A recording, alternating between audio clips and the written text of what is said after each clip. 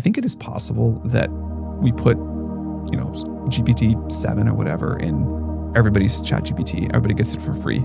And everybody has access to just this like crazy thing such that everybody can be more productive, make way more money. It doesn't actually matter that you don't like own the cluster itself, but everybody gets to use it. And it turns out even getting to use it is enough that people are like getting richer faster and more distributed than ever before. That could happen. I think that really is possible. There's another version of this where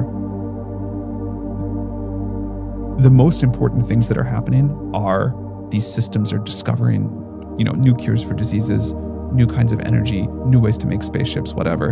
And most of that value is accruing to the like cluster owners, us, just so that I'm not dodging the question here.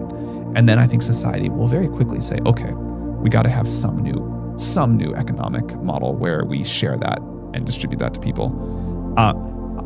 I used to be really excited about things like UBI. I still am kind of excited, like universal basic income, where you just give everybody money. Yeah, you hear that term a lot. Yeah, universal basic income. Yeah, I heard you and Rogan talk about that too a while back. I still am kind of excited about that, but I think people really need agency. Like they really need to feel like they have a voice in governing the future and deciding where things go. And I think if you just like say, okay, AI is going to do everything, and then everybody gets like a, dividend from that, it's not going to feel good. And I don't think it actually would be good for people. So I think we need to find a way where we're not just like, if we're in this world where we're not just distributing money or wealth, like actually, I don't just want like a check every month. What I would want is like an ownership share in whatever the AI creates, so that I feel like I'm participating in this thing that's going to compound and get more valuable over time. So I sort of like universal basic wealth better than universal basic income. And I think I don't like basic either. I want like universal extreme wealth for everybody.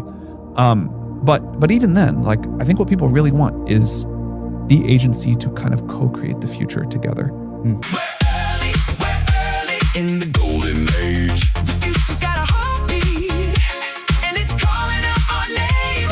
We're ready for the turning page. Come alive, in the golden age. We're early in the golden age. The future's got a heartbeat, and it's calling out our name.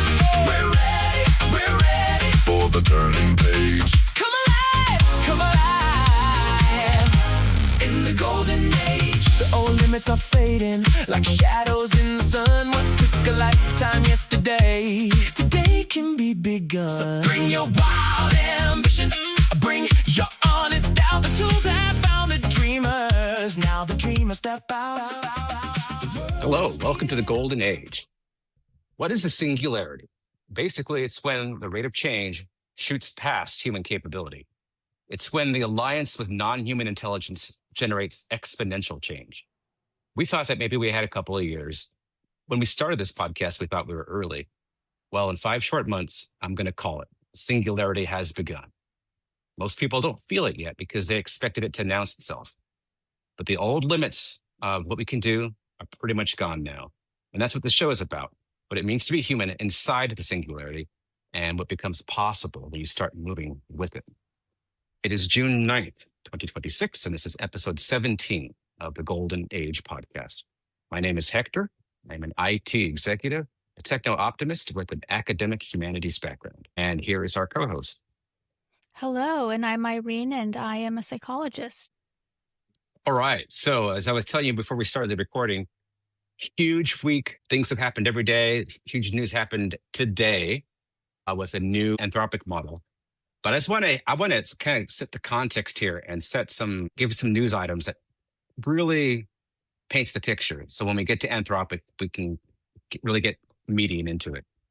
So one of the things I saw reported this week is that a cybersecurity company called Cloudflare released a report that said for the first time, and this is like the top cybersecurity company. They make physical networking devices, and they would know this information. For the first time ever, AI and AI agentic traffic has surpassed all human activity, meaning that the internet is no longer a human dominant tool. It is now a machine dominant tool. And that's never going to go back. So I think we mentioned this before in one of the earlier podcasts that at some point in the future, the amount of data and actually knowledge that is generated in the world will be predominantly machine made. And the amount of human generated knowledge will be a small, maybe even rounding error percentage. This is the first start of that, where I don't know how far it surpassed it, or if it was 1% or what, but it's never going to switch back the other way unless something dramatic happens. But that's just it's a huge bellwether event. I don't know. What do you think about that? Does that have any consequence to you, or what do you think? Actually, I had heard about that. So I guess I'm trying to wrap my head around what that means exactly. So right now, most of the traffic on the Mhm. internet is being used by AI. Yeah. So they just measure it in terms of the the amount of data, like kilobytes, megabytes, that sort of thing.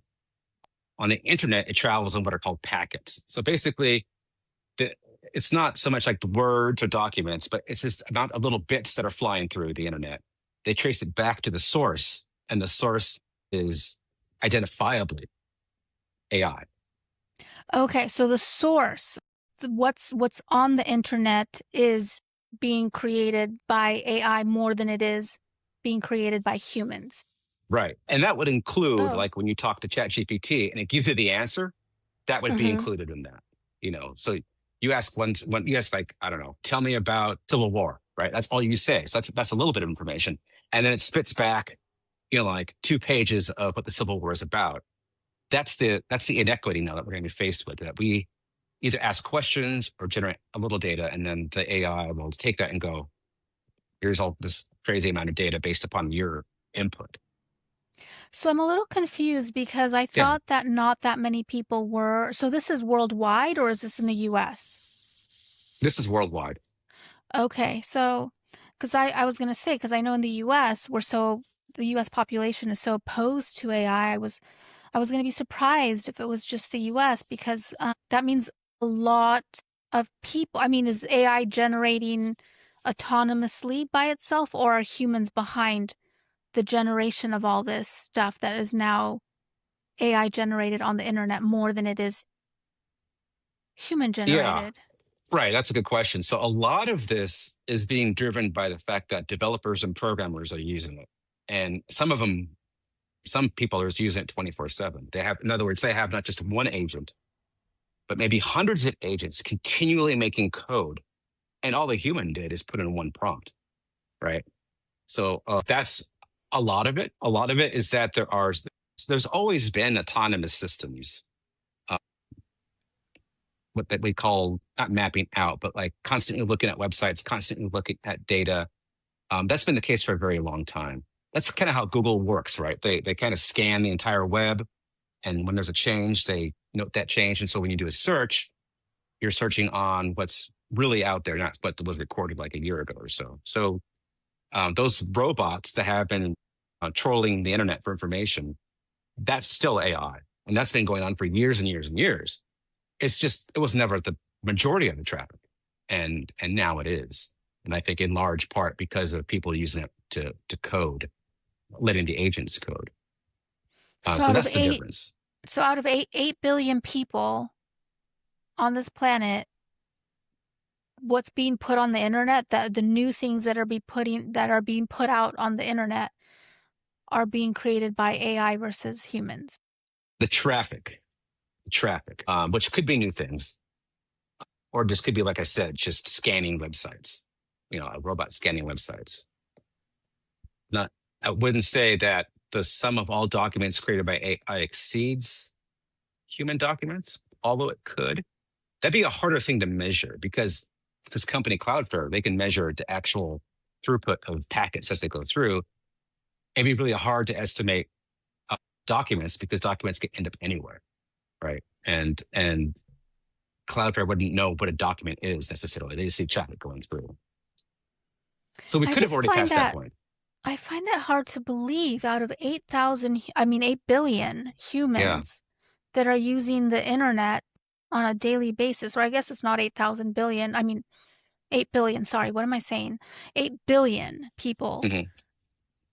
So it's not okay. So I guess so. It's not what they're saying is that it's not what's being generated, is not necessarily AI, but the traffic What's on the being internet transmitted. is. Correct. Yeah, it's a traffic. What does that mean, being transmitted? Well, let's say I have my AI write me a Word doc about something about work, right? Or maybe it's a Google Doc. Well, actually, that's a bad example. Let's say it's a Word doc. So I say, hey, jump on my computer, like you can use CoWork, right? Jump on my computer, draft me a Word document for this memo I have for work. In that instance, what happens is it does use AI, so that's AI traffic to generate the document, but the document itself stays on your computer, right? So those are two different things. The traffic is what made the document. The document itself is just locally stored on your computer and not traffic. It's the end point of a file, right? So that's the difference. Does that help a little bit?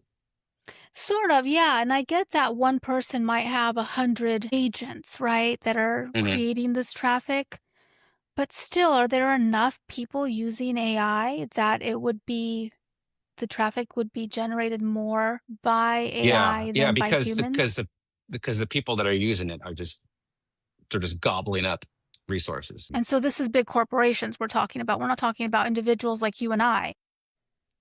No, we wouldn't register compared to like the company Anthropic. I think one of the lead programmers at Anthropic is churning through $1.5 million of tokens a month. And that's not even weird in that company. 1.5 billion? $1 million. Which company? He's one of the lead developers in Anthropic. And he was on a this week he was on a podcast and he reported that last month he spent he didn't. The company gave him $1.5 million essentially to spend on tokens, on Anthropic tokens. And So there's a for lot of 1 power month. users out there in 1 month. Yeah, there's a lot of power users out there that are just growing exponentially, once again, exponentially to generate this traffic. And then also, like I said, everything that Cloudflare does as a cybersecurity company, they're using AI to scan out there, scan the internet, So scan traffic. So that's so also it's considered as part of this. okay, so it's not that everyone is using it so much that it's now most of the traffic is AI. It's just that there's a few companies that are using it so much that they're the ones that are creating this. Yeah, yeah. I mean, Okay. it's not just a few companies; it's a lot of companies. So it's a little misleading then, right? It's just basically, hey, we have these billion-dollar companies and they're using up all the AI so much that now it's mostly AI generated stuff or generated traffic on the internet. I suppose it's a little misleading, but the reality is it's not like a blip. It's not going to go back, right?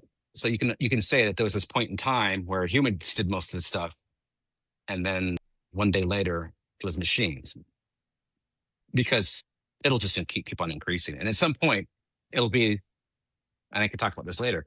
It'll be not humans generating prompts.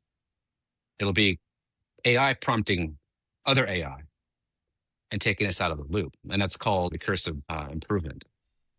Something that Anthropic is basically announced. But yeah, you're right. It's happened because of a minority of people and largely corporate America. I think that's fair to say. Yeah. Yeah. Okay. So in part of all this stuff happening, like I said, once again, we'll get to the good news later, the juicy news later. Bernie Sanders came out this week and had a little video where he said that because of what's happening, because of the advancement of AI, because of these IPOs, these $2 trillion IPOs, he feels it's necessary to introduce this bill in the Senate where he's proposing to federal government seize 50% of stock equity of AI companies to be put into a sovereign fund, a sovereign controlled fund where the United States basically has equity in all these companies to the benefit of the American population. And the weird thing, and I could probably clip the video in here. AI was not created out of thin air. The foundation of AI is our collective human intelligence. Let me repeat that. The foundation of AI is our collective human intelligence, our books, songs, artwork, journalism, computer code, scientific research, videos, conversations, images, and ideas spanning generations. As Sam Altman himself acknowledged, AI models were trained on our, quote, collective experience, knowledge, and learnings of humanity, end quote. The reality is that big tech oligarchs have fed this knowledge into their AI models without permission, acknowledgement, or compensation. In other words, the creative work of millions and hundreds of millions of people has been stolen by the wealthiest people in the world. The time has come to reclaim what was stolen from us.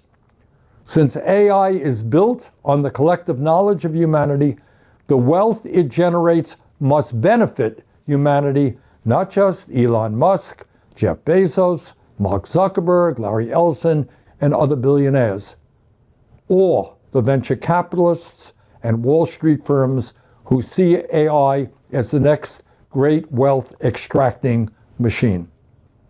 And that is why in the coming weeks, I will introduce the American AI Sovereign Wealth Fund Act. This legislation would give the public a direct ownership stake in the largest AI companies in America through a one-time 50% tax, not on profits, but on stock. Is that in this video, he says, hey, not only do I think this is a good idea, but I can quote Sam Altman, I can quote Dario Amodei, I can even quote Elon Musk saying that something has to be done, either, basic income, basic equity, basic services, these kind of universal services. And so this is Bernie Sanders' interpretation of a way to go, generate something that can be universally collected and then somehow reallocated to the American public. And so it's not, and at the same time, even Trump put out a statement saying that we need to explore something in the realm of how we can take the product, the gross product of AI, the economic output of AI, and have it benefit the taxpayers as well as the companies in question. So this is a very unusual agreement between the corporate overlords and then both sides of the political American parties. And it's unusual for them to say this is something that we agree upon. And I think it's because of how badly AI is polling in the United I was States. going to say, I feel like it's a very sneaky way for Bernie to kind of be like, to get people to kind of jump on the bandwagon of AI is something that is going to happen. We're not against AI. We're just against, how we just want it to be beneficial in some way to us. Do you know what I mean? Like, it's kind of like now it's no longer like, oh no, we're anti-AI. Now it's more like, well, we'll like it if XYZ. And so now all those people that are Bernie Sanders fans that were against AI are probably going to be like, yeah, as long as we can get this, then AI is fine. Does that make sense? Well, yeah, it does make total sense. I think the party, and this is Bernie Sanders is so clever. The party that comes out and creates the idea that they're the party that's going to support the American public and make sure that AI is to their benefit, not against their benefit, is going to do really well in the next general election in 2028. I think that AI might actually be the number one issue for the 2028 election in terms of jobs, in terms of reallocation of resources. And so Bernie came out with this, and this wasn't the first thing he was talking about. Because remember, we talked about a couple episodes ago, him and AOC are against data centers, right? Which is kind of weird that you're like, well, I want to profit off AI, except I also want them not to build data centers. And so like, you're holding them back, but you want to profit off of them? It's very contradictory. So that's what he's doing. And that's why Trump had to make some sort of statement, because he realized we can't be viewed as the party. The Republican Party can't be viewed as the party that's pro AI, not pro the American public. So everyone's trying to reposition themselves of like, what do we do? Not thinking it through. I mean, what do you think about this idea of like basically taking stock equity. And now they hold shares of these soon to be publicly traded companies. I mean, if AI is gonna take over the way it's being predicted it's gonna take over, why not? I feel like it's not gonna happen. I feel like the people in charge of AI, they're too greedy, and they wouldn't give the people that much power. It's a nice little way to get people on board with AI, but So you think it's a ruse? They say that, but they don't mean it. I think so. Perhaps. Yeah, I can. That's one perspective. I can see the other perspective of if it was as successful as, let's say, Elon says it's going to be. So Elon says in 18 months we're going to have double-digit growth in the gross domestic product. I think he says in 3 or 4 years we're going to have triple-digit, right? So like a really good year for the GDP to grow is like 3%, and he's saying we're going to have over 100%. Right? It's a ridiculous statement. If anything like that were to happen, it'll become so important, not just to the economy, but to like national defense. And there's already been talk about this. Should the United States think about seizing some of these companies because it's that critical? Just take them out, just completely take them over, which it has happened in the time of war. So there's some precedent for it. So Elon clearly is the one who's SpaceX to be taken over by the government. So wouldn't you have to give like a little bit, like just like participate somewhat to suppress this urge? That also might be what they're thinking. It's like, well, we'll talk the talk and we'll walk the walk a little bit, only to a degree, maybe not 50%. Maybe they say there's 5%, right? That's a slippery slope too, but it could be that as well. I think the answer is no one knows what to do. Both the CEOs and the politicians, they have no idea. One, how to really play to the politics, and two, more importantly, they have no idea what to do economically. There's no precedent for this. So we're going to have all these crazy ideas pop up and go away, and people will support it and not support it. But Bernie's right. These CEOs, even Demis Savas at Google, the DeepMind CEO, he says the same thing. So there's going to have to be some sort of readjustment of the economic model.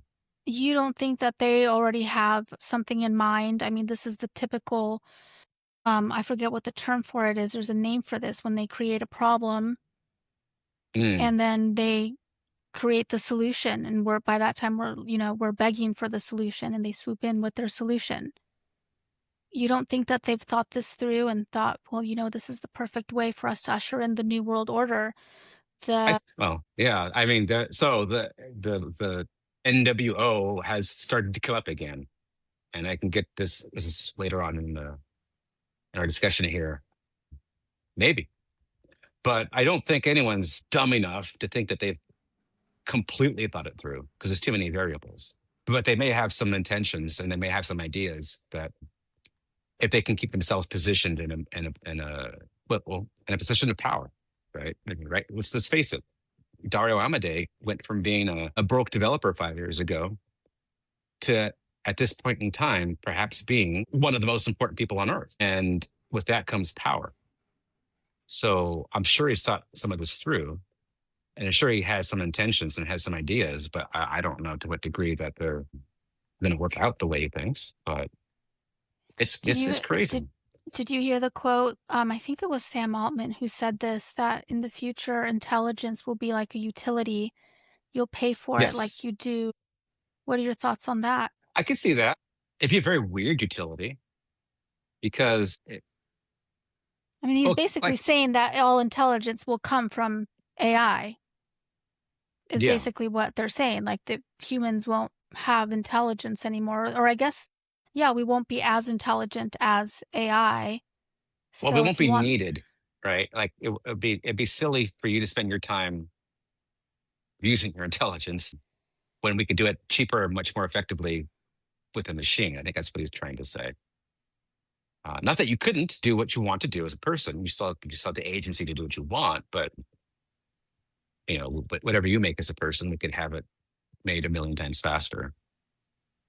I mean, these are things that people have not thought. I can't imagine anyone has thought this through effectively because we don't have all the data. We don't know how people can respond. And there's the X factor of people, of the action of the sum of people. Like people will respond as a zeitgeist, as a collective.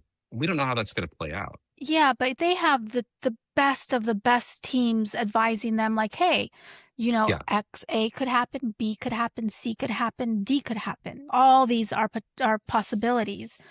This is what we do to prepare for A. This is what we do to prepare for B. Like, I'm sure they've thought at least that much out, don't you think? Like, Yeah, they I do. know they don't know which one's going to happen, but they've thought out most of the possibilities. Of course, maybe they haven't thought out of all of the possibilities, but I'm sure they've thought of most of them. They would have to be stupid to not have sat down with a team of their most intelligent people to think about all the different things that could potentially happen and have a plan for each one of those. Yeah. Although I'll have to go back to one of my favorite Mike Tyson quotes. He says, "Everyone's got a plan until they get punched in the face." And it's because in boxing, you train, you practice, you spar, and then when Mike Tyson hits you in the jaw, what good is a plan going to do you? But who is going to punch them in the face? Us little peasants? Vladimir Putin, China. They're in the same boat, though.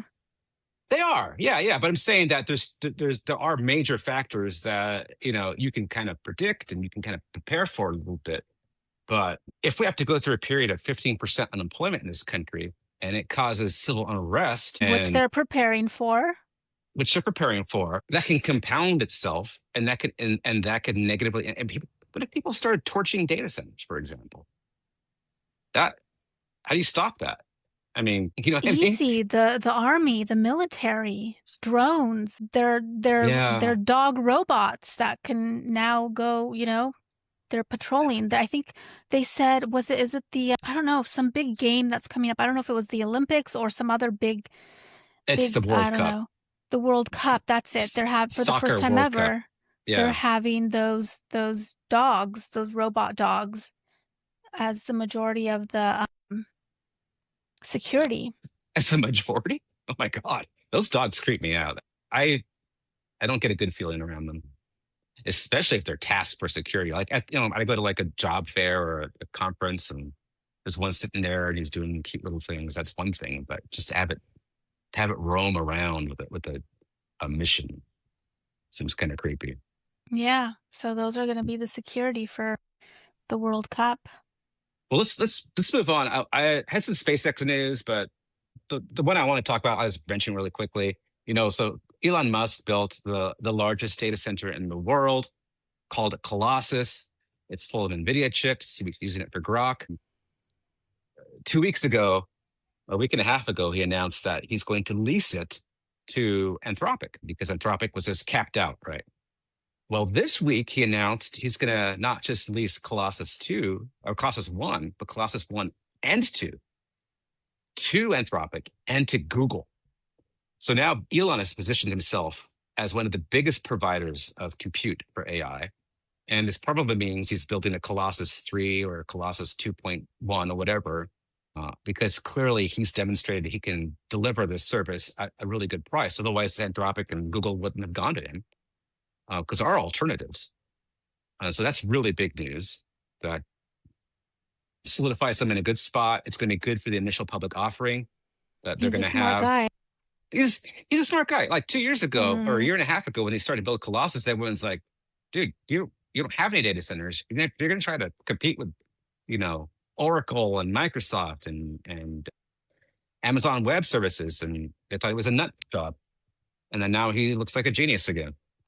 So, it's bonkers. And then the other brief thing on SpaceX, Tesla, blah, blah, blah, the Elon verse, is that they just got a permit for Las Vegas, which I think is Clark County, but basically for Vegas, to deploy 5,000 cyber taxis this year.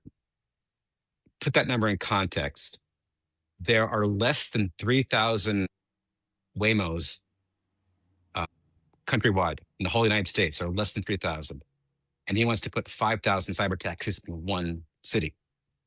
So you can see the scale he's looking at. And so that's going to be ground zero for just, I anticipate we will see cyber taxis in Santa Barbara by January. And which city? This was Los Angeles? This was Los Angeles. Okay. Yeah. And they're going to be cheaper than any Uber. Will be cheaper than any for the customer than any Waymo. What about your own car? Yeah, that'd be totally cheaper than your own car. Yeah. So it'll be cheaper for me to go to work in a cyber taxi than it is to drive my own car. Yes, even every day. Absolutely. It'd be like having a subscription in a sense, because you pay, as you go or whatever, but it'd be cheaper than buying a car, making the payments, paying the insurance, which in California is nuts. So everyone will be riding these taxis because it's way cheaper. Mm-hmm. No need for cars anymore, not for your own car. And then the second you do something that they don't like, you won't be able to get into one of those cyber taxis. That's true. Yeah. If they monopolize the market and you're a bad customer, they could blacklist you. That's a possibility. This is why you probably don't want a monopoly market with automated robot cars. Yeah, Uber is working on an alternative. Uber has an alternative. Waymo is still out there. I heard they were trying to pass legislation where people could not get their own cars fixed by independent, whatever that means, car shops. You would have to go, like if you had, I don't know, a BMW, you'd have to go to BMW to get your car fixed. And the reason they're citing... All cars or just Teslas? All cars. Because after 2027, all cars will have the kill switches in them and like computer systems in them. And so they're saying, oh, this is for the people's protection, because that way it's a security thing. If they go to some random shop to try to get their car fixed, they could get hacked. The mechanics could do X, Y, Z. So it's better for everyone to come to us. And so no one should be able to fix their own cars. Well, so that kind of goes... At that point, I'm going to go find some grandma out there that has a 1995, maybe 2000 Toyota Camry that's got no miles on it. And I will buy that car and I will use that car, because you can't put that stuff in it. That's nuts. That's insane.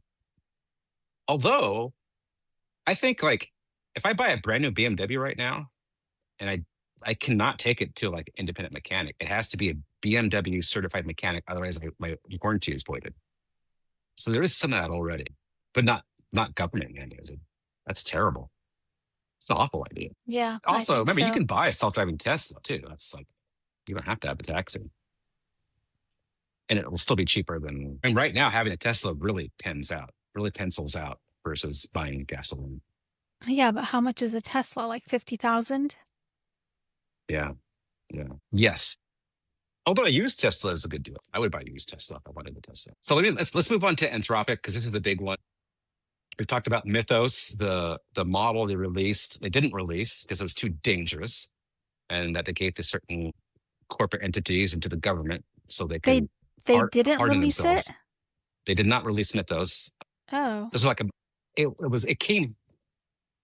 was privately released a month ago to the government and to certain organizations like Cloudflare, the cybersecurity company we talked about, so they could harden themselves. And they did. One CEO I saw said that they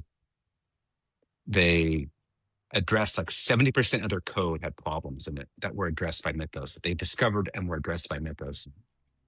And so it was a big deal. Well, today they released a version of Mythos that doesn't have any of it has restrictions on cybersecurity, and it has restrictions on biological sequencing. In other words, you can't hack with it and you can't make viruses with it. And they've called it came out 4 hours ago. It's called Fable 5. And I have it. I see it live on mine right now. And the reviews are incredible. Some small subset of people had access to Fable 5 for a couple of weeks now. And so as soon as this came out, they had comments on it. It's just better in every single benchmark. It's able to work continuously. It's able to loop. In other words, it's more independent than any other model that's come out. It's also the most expensive of any model that's come out. What do you mean it's Uh, able to loop? What does that mean? it means that if you say, look, I need you I need you to write a book. And this is what I want the book to be about. And I need you to refine this book until it's of really, really high quality. And I don't want you to come back until you think it's going to be a bestseller. And so basically what it is you make a requirement and then you make a test for that requirement. And you say, I don't want you to finish this loop of working on it, testing it, working on it, testing it until it can pass that test. And then you can come to me and say, I'm done. Some of the top programmers in the world, including, remember our friend Steinberger, who invented OpenClaw. He says he uses loops for 90% of his work. He doesn't really prompt anymore. He just makes loops and lets the machine, the agent, just make code on its own. Meaning it's testing And itself? Am I understanding that correctly? Okay. Yeah. So people have been trying to do this for a while and had some success, right? In fact, what I did in January with that book was kind of a version of this loop, because if you recall, I would make a writer agent and an editor agent. And I said, I want you to talk to each other at least 3 times. Write something, have the editor read it, make comments, have the writer pick up the comment, make adjustments, and then submit it back to the editor. So I did make some sort of version of a loop. And the reason why I said 3 times is because it started breaking after 2 or 3 times. And so I said, well, just try 3. And then I would do that with like 5 different writers and 5 different editors. And that's how I got through that book generation so quickly. So I was doing loops back then before it was even called loops. I just thought it was an effective way of doing it. But I noticed that it could break. It was very fragile. Apparently now this is super easy and not fragile with Fable 5. So this is some people are calling this AGI. Some people are calling this artificial general intelligence. It's scoring so high on some benchmarks. One of them is called Humanity's Last Exam, which just has these questions in math and science that only extraordinary level PhD graduates would be able to answer. And it sees how well the model does. Previous to Mythos, the score would be like, they get below an F. They get like 30%, 40%. For the first time, it's getting better than 50%. I think it scored 57% in this benchmark, which is pretty good. Like I said, most people couldn't do this. And most people couldn't do this across the breadth of questions, right? Like maybe a math person could answer some of these math questions, but certainly not math and physics and engineering and, biology, chemistry. But it's doing that across all of these disciplines and scoring correct 57% of the time. So this is probably I think it's already like several hours in, easily the biggest release of a model, perhaps since the first ChatGPT, and people are pretty excited about it. So when a new model gets released like that, what happens to the old model? Does it get taken down to like the next best one? You know how it has Sonnet, it's got, what was the one above Sonnet before? Opus. So now it's Mythos. Oh no, Fable. It's Fable. Yeah. Then Sonnet. No, it's Haiku, Sonnet, Opus, Fable. Okay, so Opus stays. Now there's just another one above Opus, where before there was nothing above Opus. Yes, yeah.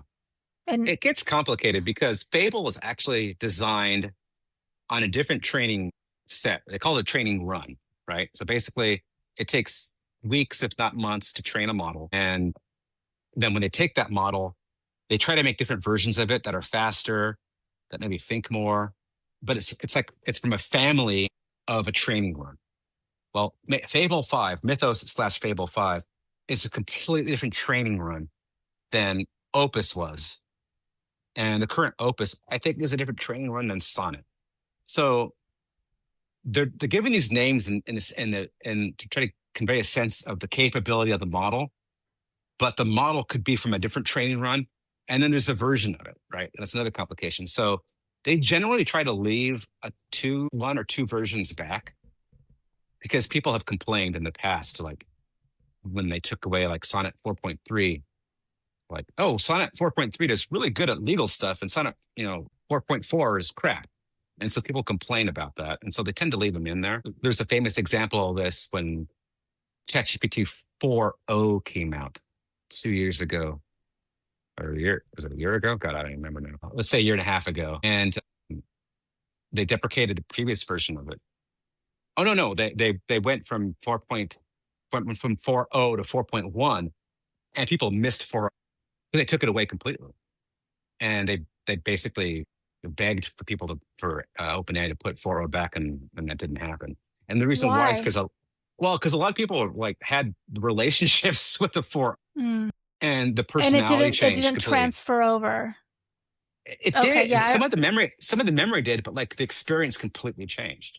I remember And people, freaking out about that. Women were freaking out. I don't know why I remember. It was a bunch of women that were upset. Yes, their companion just completely changed personalities, and they're really pissed off about it. But yeah, so this is just the most capable, the newest model training run is Fable 5, but Opus 4.8 is still there. Opus 4.7 is still there. I think the newest version of Sonnet is 4.6. I haven't tried.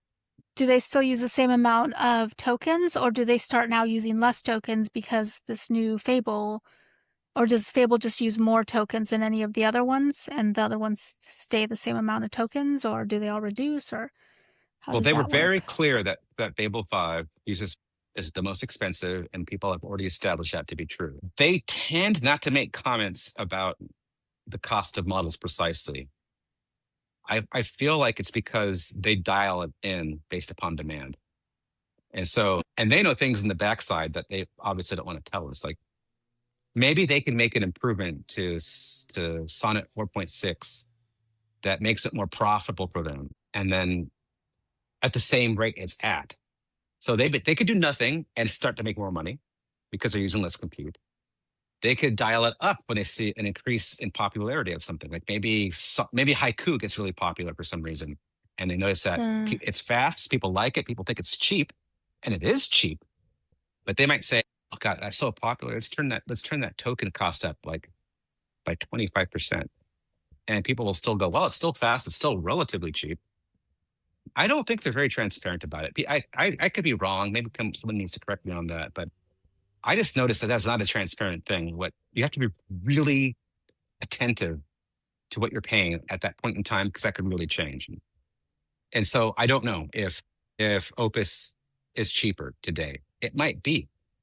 They might have made it cheaper because now they have this Fable out there, and there are some people that just max out their model. Like I'm gonna use the best. I don't care what it costs. I'm gonna start using Fable 5. Which lowers the demand on Opus, and maybe they want to lower the price of Opus so more people use it because it's more profitable than Fable. Generally, the most expensive model is not the most profitable. They put it out there because there's a demand for it, and they try to get money for it, not overcharge for it. So it's a very, very complicated thing that I don't think anyone understands very well, and it's going to vary from lab to lab. Right now, the consensus is Anthropic is the most expensive across all their models, and it's OpenAI, and it's Google, and it's Grok, right? And then it goes way down from that, where basically we get into the Chinese model territory. And so that's held true generally, but it could change, right? Tomorrow, OpenAI could announce what version are they at in ChatGPT? They're at 5, right? They could announce ChatGPT 6 tomorrow, and it could be the best, and it could be the most expensive by far. In which I would predict that OpenAI is going to announce something in the next 2 weeks. If not tomorrow, just to take the steam out of there, or the wind out of the sails of Anthropic. That's a Sam Altman thing to do. Oh yeah. That's total Sam Altman. That's so funny. But yeah, this is a huge deal. And I'm gonna have to use it. But if it's as good as they say, I think this is certainly like, I don't think AGI happens all at once, but it's going to be a few key points. I think it's one of those key points where you go, this is pretty much, for all intents and purposes, artificial general intelligence. So do you still have your Anthropic subscription? Oh, that's what I use the majority of the time now is Anthropic. I switched over from using ChatGPT. I mean, I still have both, and I still think they each have their strengths and weaknesses, but Hmm. for the majority of things, I prefer Anthropic. The only thing I do use ChatGPT a lot to create my images that I've been making because it has the Dolly Hmm. connected to it. So that's what I mostly use it for, just mostly for the images. I've kind of switched over to Anthropic for everything else, to Claude. Yeah, Yeah. that's not surprising. I just opened my Claude app on my PC here. It's funny. It says this before. It says Hector returns. Yeah. It's It has different little little welcome things. sayings. Yeah. And so I clicked on it. I have access to Fable 5. But look at this. Check this out. I have this little note there. It says included until June 22nd. It Is says what? Fable is included in your plan limits until June 22nd. After that, you must switch to usage credits to continue using it. So Oh, wow. that's So it's paying not for it gonna, as you go. yeah, as you Yeah. go. They don't have a monthly plan for anybody? Or is it just if you pay like the $200 a month? No, I think it's if you pay the 200, you still get cut off on June 22nd. Wow. So, So this tells me that they don't have the compute to serve it out and it's not profitable. This is why they went to Elon. They went to Elon for Fable 5.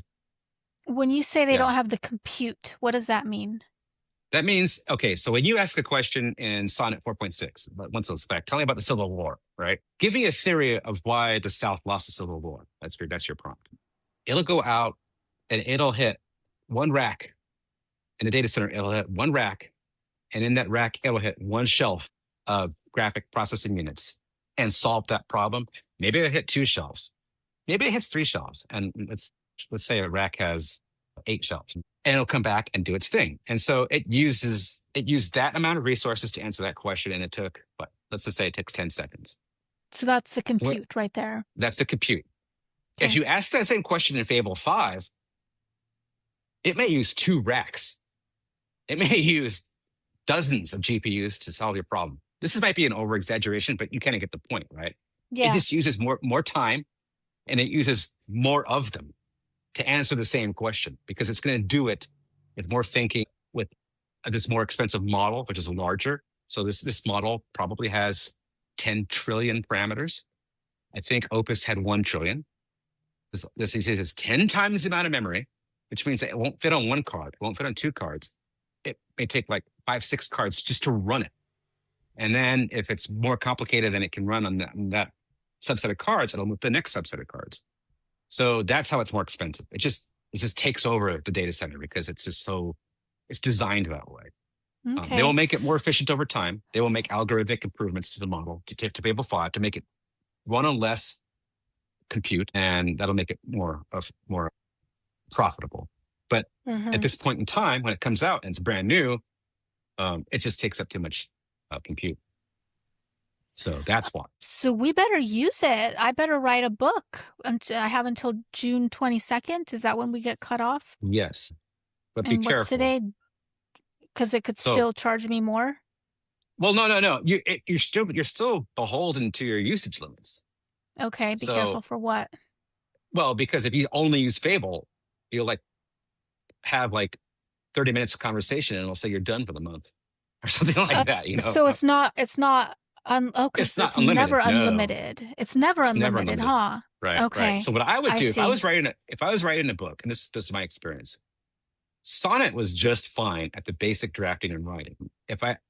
And I don't know if they had Opus when I did this. I don't even remember. But let's say that they did.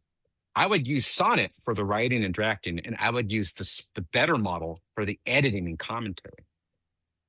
And so if I were writing a book right now, I would go to Anthropic. I'd probably have to buy credits anyway, but I would use Sonnet for the drafting and writing, and I would use Fable for the editing. Might be overkill, but I would definitely use the best model because it's going to have the best taste and the best discretion, and it'll be the biggest model, right? So whereas Sonnet probably has 300 billion parameters, Opus has 1 trillion, and Fable has 10 trillion. Just huge numbers. But that's what I would do. So yeah, I would use Fable, but I'd be very careful about when you used it and what you asked it. Don't give it anything easy. In fact, you could even probably start with Haiku for some of this stuff and then just scale up when you need to. Model selection and when you use it is probably the most important thing a technical person can learn right now, because it's very challenging. And even I'm not that good at it. I mean, I think you have to be super technical to really understand what it's doing. Fortunately, I think Anthropic is pretty transparent about their recommendations. I don't think they're leading you astray. I don't think. I could be And when you wrong. say when you use it, are you talking about the time or just what you use it for? What use it Like, for? Yeah, okay. yeah. Not the time shouldn't matter, although it could. I mean, it probably shouldn't matter. But yeah, it's what you use it for. What the specific task is. The task must meet the model selection. So, like, honestly, like the average person, like I said, I said use Gemini Fast, use Haiku. Does ChatGPT even have a fast model? I think It they do. does. They It does. do. Okay, yeah. Yeah, Use it's just whatever the fat. Use that for like 90% of what you do. Like when you're asking it basic stuff, like my Civil War example. Don't use the cheapest one. That's such an easy question to answer for the model. If you're asking something about like your personal life, a relationship question, I'd move it up to Sonnet, right? If you're asking how to code or to a legal matter, I go to Opus. And then when you're trying to like solve hard chemistry problems, like PhD level problems, and go to Fable. That would be my tier. But most people just need the fastest one. And but I really don't really tell you that very clearly. Actually, now that I think about it, they want people to use Sonnet and above because it's more profitable. I think Opus is probably the most profitable model they have right now. Maybe Sonnet, but we'll see. I know you had a time constraint. So anything else you wanted to cover before we No, I think sign the off? only other thing I wanted to say was, you know how last time we were talking about what the Pope had said? Yes. Yeah. Did you get a chance to Where dig into it anymore? Dig into I that didn't, anymore? but I was thinking about it, and Hmm. I actually did. I didn't read the actual thing that he wrote, or supposedly that, you know, someone wrote as opposed to AI. I don't know. But I did see another thing that was talking about how, you know, how you said the guy, someone from Anthropic, had been invited and was there in the audience. Supposedly he was there because him and the Pope are both on board for finding ways to guardrail AI and make it safe. And Hmm. so I thought that was interesting because it's kind of the same thing that Bernie Sanders is doing, where it's kind of like initially I thought it was against AI, making people against AI, but it sounds like it wasn't. It was more for like AI potentially could be very dangerous. And so therefore we need to have some safety measures around it, some guardrails around it. And that was kind of the whole goal of what he wrote. Hmm. And so I thought that was kind of interesting because then I was like, oh, okay, so it's not against AI. It's actually for AI under the guise of, but we want what's best for you guys. So we're Hmm. calling for action to make it safe. Same Hmm. as what Bernie's doing, where, you know, he's not anti AI. He's just wanting it to be more beneficial monetarily for the people. So I thought that was interesting. And I think I sent you that podcast where I don't know who he was, a professor or something like that, was talking about how AI itself is not dangerous. It's the people who use AI, how they use it is what is going to be dangerous. And Yes. Yeah. I think that's so true. AI could be amazing for humanity. It could be amazing, like we've been talking all along. It could create abundance and longevity for people and good health and, you know, all these amazing things, but it's really just going to depend on how The it's people. allowed to be used and Yeah. Well, and we'll see. I think the encyclical, the Vatican document, I think it is a nuanced document, but I still hold firm that it was an irresponsible document because it's the result of the document is going to cause more anxiety and more fear and more anti-AI rhetoric. I think it's strategically poorly executed. The discussions in the document are fine, and it brings up really good, important points. And maybe the intention was, as you said, but I think it was strategically poor. That's just my take on it. So you think strategically that they actually wanted to scare people away from No, no, AI no, and no. be No. I think, giving them the benefit of the doubt, I think they wanted to help the problem. But I think they actually did the opposite, that they're causing more fear because of the way it's reported, because of people's lack of information. And Faced with short this attention spans, yeah. short attention span, faced with this for the first time, they will read what they want to read and they will interpret it how they want to interpret it. And the way it was presented gives too much room for misinterpretation, and the nuanced argument, nuanced discussion in the document is just going to create the opposite effect of which, you know, I think the real headline here is that no one is ignoring it anymore, right? Like everyone has acknowledged, okay, this is really here. We really have to address it, and everyone's trying their best to do so. To have the Pope speak out on it is crazy. To have Bernie have it at the top of his list now is crazy, because these people a year ago, they have almost nothing to say on it. You know, it's nothing substantial.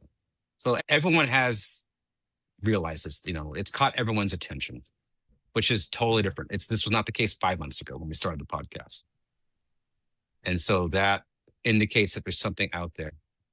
I think certain people have been shown things that we don't know about yet. You know, I think the model that Sam is using and Dario is using internally, they don't talk about. Yeah. So, and maybe they showed it to some people. Maybe they showed it to Elon, or showed it to someone in the Vatican, or showed it to other executives, or showed it to someone in the administration, or even showed it to Bernie Sanders. That's a possibility. I mean, they really want Bernie Sanders on their side. Ultimately, the Dario and Sam and Elon, and so I can see them showing them this stuff, and this is Bernie's reaction. He's like, "Holy crap, we can do something now." And the first thing that Bernie knows, he's so smart. The first thing Bernie knows that he needs to do is get the backing of the American public. And so he's like Trump in a way. He'll say something that gets the public's attention, creates a narrative, and then he can negotiate from there to get to a spot where he can introduce a bill that will actually pass. And it's exactly what he did. So he, like I say, he's smart, he's strategic, and I'm sure he knows more than we do. Yeah, But they for sure do know a lot more than they're letting on, than we know for sure. than we know. And in some cases, they're benevolent. In some cases, they mean well, but they're just doing the wrong thing. And in some cases, they don't mean well and are I wouldn't say malevolent, but they're operating in their own self-interest. And that's what that person I think you were talking about. And I could probably clip that in here too. I think another podcast you're talking about. There's absolutely nothing wrong with AI, nothing wrong with abundant intelligence. Intelligence is a force that has no polarity.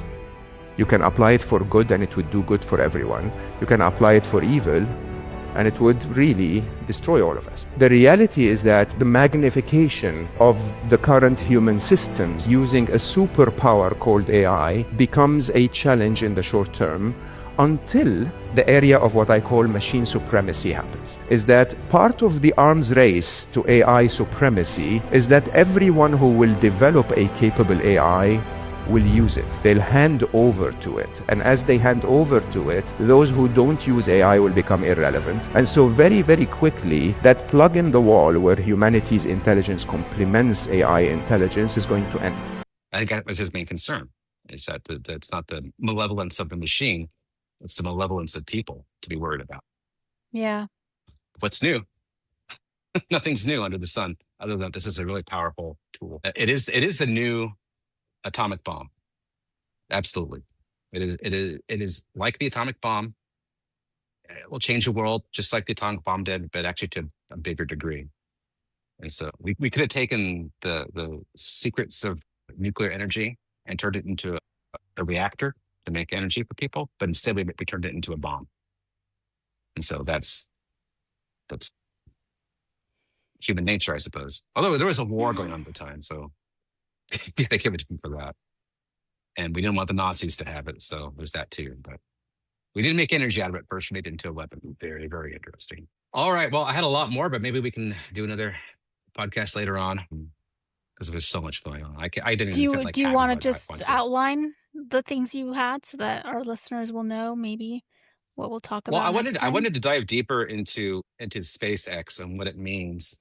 Elon had a lot of comments this week about the next phase of SpaceX and beyond the initial public offering. People talking about mergers with Tesla and SpaceX. what that means to the economy. I want to talk more about Anthropic. There's one big thing I want to talk about, and it plays into what we're just talking about now, and how demographics may be the deciding factor on how AI ultimately is accepted or rejected by the American public. And so there is good historical information to make some very strong predictions. Going back to what you were saying about how these people, they can just model all this and predict at least not what will happen, but what could happen. And there's a lot of historical precedents that we can look at to predict exactly how we're going to react to AI. So that's my teaser. Perfect. And it comes from Peter Diamandis. Peter Diamandis from Moonshots came up with this idea. So okay. If you want to preview, go look at Moonshots this week. All right. All Because right. we've already gone in like an hour, right? Yeah. More than we an just hour? hit 1 minute. 1 minute. We just hit 1 hour. Just 1 minute hour. right now. Yeah. Okay. Okay. Yeah, let's do that in our next episode. Sounds great. Thank you so much for Thank joining me. you. All right. Have a good one. Bye bye. Can you feel that change? Yeah, but we're early in the golden age.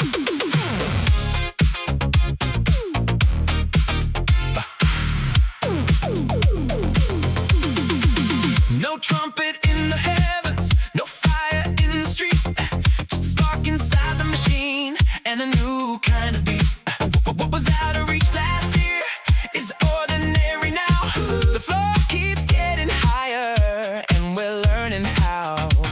The world is speeding up, but don't you look away.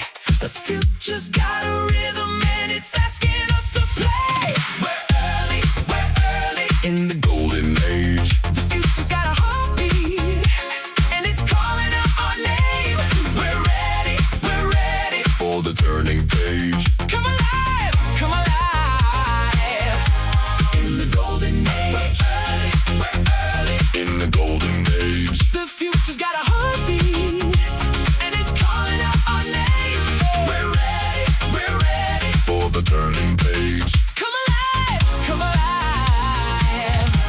in the golden age. The old limits are fading like shadows in the sun. What took a lifetime yesterday, today can be begun. So bring your wild ambition, bring your honest doubt. The tools have found the dreamers, now the dreamers step out. The world is speeding up, but we don't have to fear. The question isn't someday, the question is right here. We're early in the golden age. The future's got a heartbeat and it's calling out our name. We're ready for the turning page. Come alive in the golden age.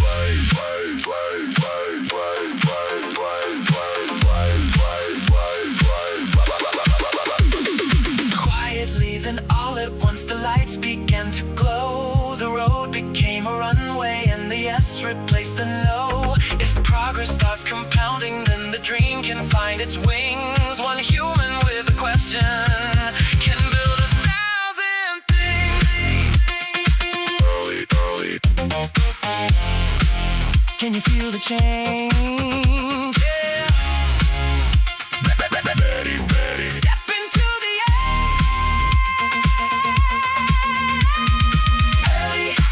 early. The future starts today. Ready. Come alive and say we're early in the golden age. The future's got a heartbeat and it's calling out our name. We're ready for the turning page. Come alive in the golden age. We're early in the golden age. We're early in the golden age. Come alive. The future starts today.